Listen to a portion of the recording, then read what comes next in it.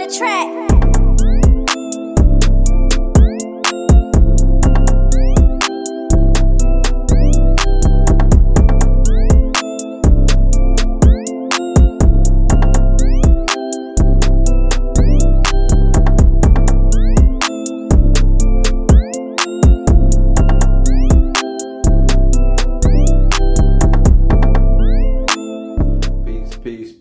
Peace. Welcome back to my YouTube channel. For those who don't know, it's your boy Vic Slang Hope, and I got another story time. This is a Rikers Island story for y'all, and this one is about this is like the biggest gang war that I experienced while I was on Rikers Island. Now, if y'all been following my story, you know that I was transitioning from adolescents to adults, from BloodHounds to Crip House and so forth. So, you know, bear with me. But before I get into the story, I want to just thank and appreciate everybody that's been following me, who's been watching, who's been subscribing, who's been liking, who's been sharing. I appreciate y'all. I couldn't be where I'm at if it wasn't for the people that are my supporters and look out and appreciate my content. So that being said, let me jump back into the story. So around this time, this was, I believe this was like 2011. And 2011, yeah, like going on 12. I can't really remember exactly the exact month, but I was no longer in the Blood House. I was in the Crip House. But the crazy thing is this, that the war didn't have nothing to do with Crips.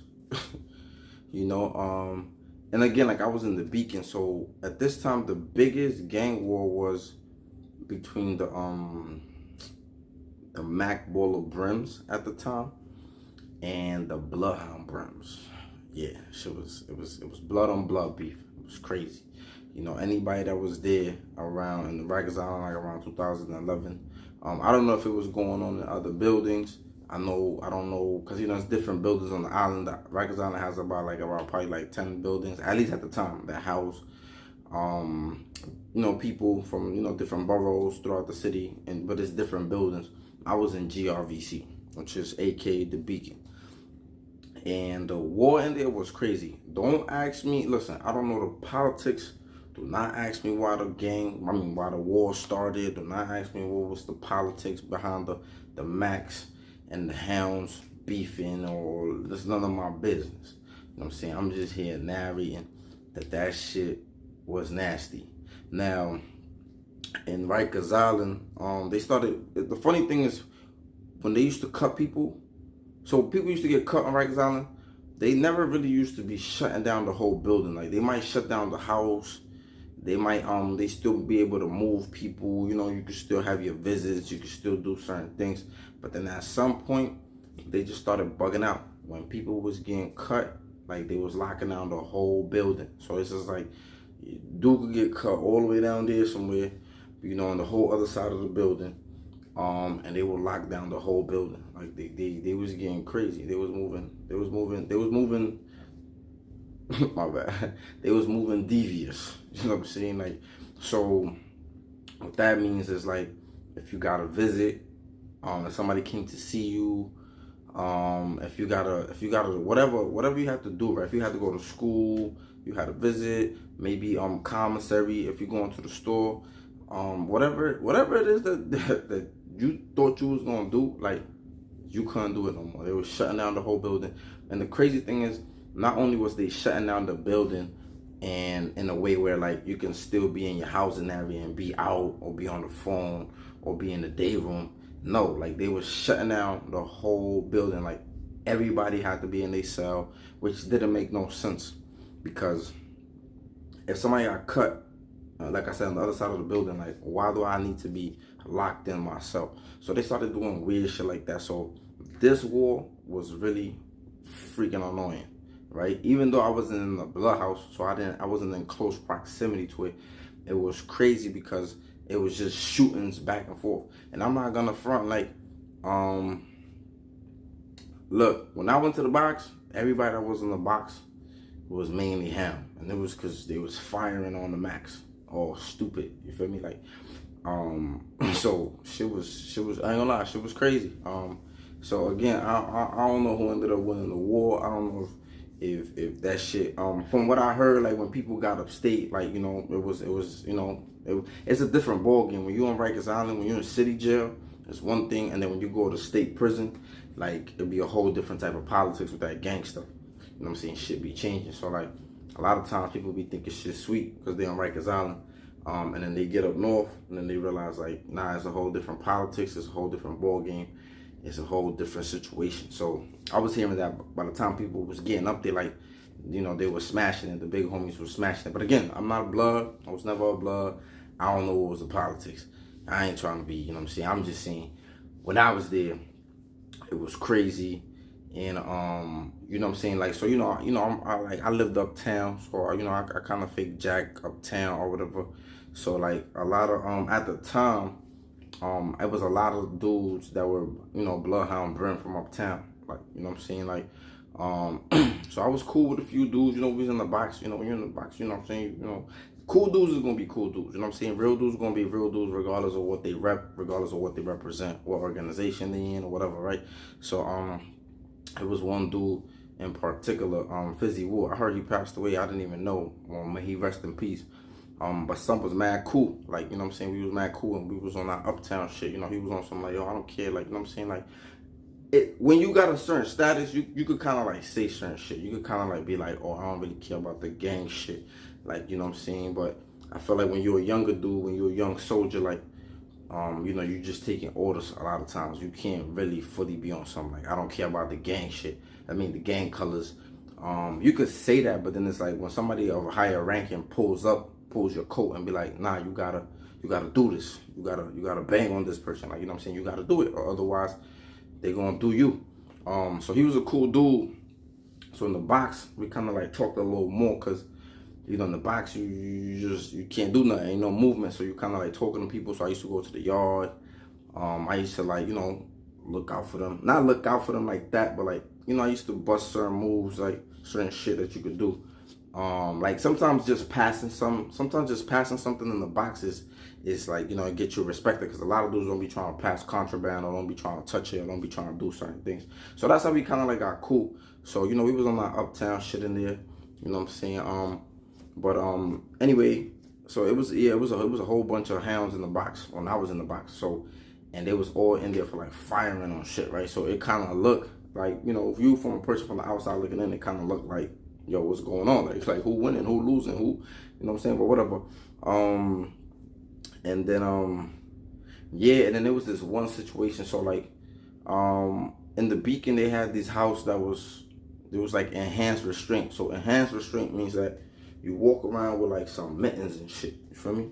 Like, so mittens is like basically, it's like, think about like two big socks. Like usually people that's in enhanced restraint is usually people that like, they always get caught with like weapons or contraband, or they be cutting people or whatever. So, yeah, it was like, it'd be the dudes with the mittens and stuff. So, you know, you walk around shackled, you got mittens on, and then you got the shackles. That's how I used to go to court, you know what I'm saying? Because they found a weapon in my cell. So I had a red ID. Red ID just means, you know, you just fraternize with weapons or whatever. So anyway, so there was this one situation, right, with this dude, this hound dude. He went to, I ain't gonna say his name, but he went to a hands restraint house. And again, like hands restraint, it's like, yo, it's so segregated in there that it's crazy. Like, but this hound kid went in there, and there happened to be some max in there, and then he ended up getting cut. Which was crazy because everybody was like, yo, how the hell did this dude get cut in a house that, you know what I'm saying? Like, they really separate everybody. But I guess, I don't know, one thing I realized, crooks always gonna find a way to commit a crime. It don't matter how much police is around. It don't matter how many cameras. It don't matter how much surveillance. It don't matter what rules you put in place to keep people separated and not being able to reach each other. But like, people always find a way to get their hands on somebody when they want to. So anyway, this hound dude going the thing. It was like, and then like, and the funny thing is that the house only had like probably like 5 people. Like, I don't know. But anyway, so the dude ended up going to that crib, and he ended up getting cut. And then the police that was there, he was some Dominican dude that used to work my house. So, you know, this motherfucker used to be running his mouth all the time. Like, you know, you got some of them cops that they just be running their mouth. They think y'all cool. They think y'all friends.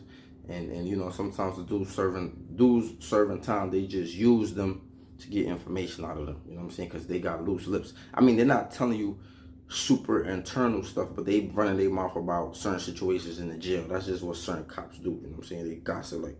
And this guy was a dude, so he was a little flamboyant too. So he used to just be running his mouth. But anyway, so he comes to the house. He told us about the whole situation. He was like, "Yo, I was working the house that day when that dude got cut." For me, so he was like, word. So he was like, word. He was like, yo, that shit was crazy. So he telling us how long the cut was, and he was saying the cut was like from here to like the chin, some crazy stuff that you could see the teeth and all that. And you know, people be, you know, getting scalpels in prison, right? You know what I'm saying? They sneak the scalpels in or whatever. Probably make a whole separate video about that. But anyway, dude got ripped, right? They say you could see his teeth and all that. That's how wide this joint was. So anyway, so he said, boom. He said, yeah, man, it was crazy. It was nasty. It looked crazy. People wondering like, oh, how the hell that happened in Hands Restraint House where people would be supposed to be walking around with mittens and stuff like that. So anyway, he's like, yo, I had to drive the dude to the. He said, so you know, the ambulance usually gets called. You know, they do the best that they could do in the infirmary in the jail. They probably put something on it and like just so you don't bleed to death, right? Or just don't keep bleeding. But usually, you know, they call the ambulance. The ambulance comes get you. So he was like, yo, I had to drive with the ambulance. I had to, you know, log it in the book and do all of this, right? So he's like, yo, boom. So he was just saying like, yeah, so then when I got to the hospital, whatever, he was saying like, he was just giving us too many details. He said the dude was uncircumcised. Right? I know. Just sound like some like where you going with this, Vic? That's what I was wondering too when he told me the story. But anyway, so he started telling us like, yeah, you know, when we got to the hospital, right?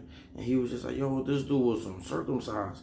So he was like, we looking at him like, yo, but he was a little, you know, a little flamboyant, like I said. He used to be making like some little weird gay jokes, like, you know what I'm saying? So we used to be like looking at him.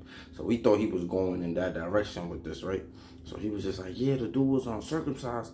He said, and yo, how like while he was unconscious and they was like doing surgery, because he got plastic surgery. They said like the cut was so bad, they just do plastic surgery. And they said, you know, it looked good after that. It looked good as new. Like, you know what I'm saying? Like, it looked like he didn't even get cut. So anyway, he said while the dude was unconscious or whatever and they was performing surgery on him, he said that they noticed like his penis looked weird or whatever, like, you know what I'm saying, like, and they said like they put the skin back of his penis and then they said they found a scalpel like in the hood of his penis there was a scalpel. I was like, wow. Like, it's just crazy, like you know, the places that people be trying to stash it in jail, it's like crazy. I'll probably make a video about that too. You know what I'm saying? Like the stashes, the secret stashes in jail. You know what I'm saying? Like some people be putting shit in places Anyway, but yeah, that was the first time I ever heard some shit like that. And that's probably the last, and that's probably going to be the only time. I don't know. Maybe after somebody watches this video, they start doing some shit like that. I don't know. But yeah, this dude, he had the scalpel hidden in the hood and like the foreskin of his penis. And yeah, they said they found it in jail. So now, not only did you just get cut, now you also gonna get a new charge because a scalpel is a weapon. It's contraband. So it was crazy. But I don't remember when that war ended. I don't even know. You know what I'm saying? I don't know, but I just know it was crazy. And again, this is like, you know, uptown back then. Like, it was a lot of hounds, like in Eden War. Then stuff changed, right? Then I felt like a lot of people started getting locked up. They start coming home Mac baller. And yeah, that's the story. I don't know how it ended. I don't know what was what. Again, I don't know the politics. You know what I'm saying? But that's the story, man. Word. But let me know what y'all think about the video in the comment section. Like, comment, subscribe, share. Stay tuned. Peace.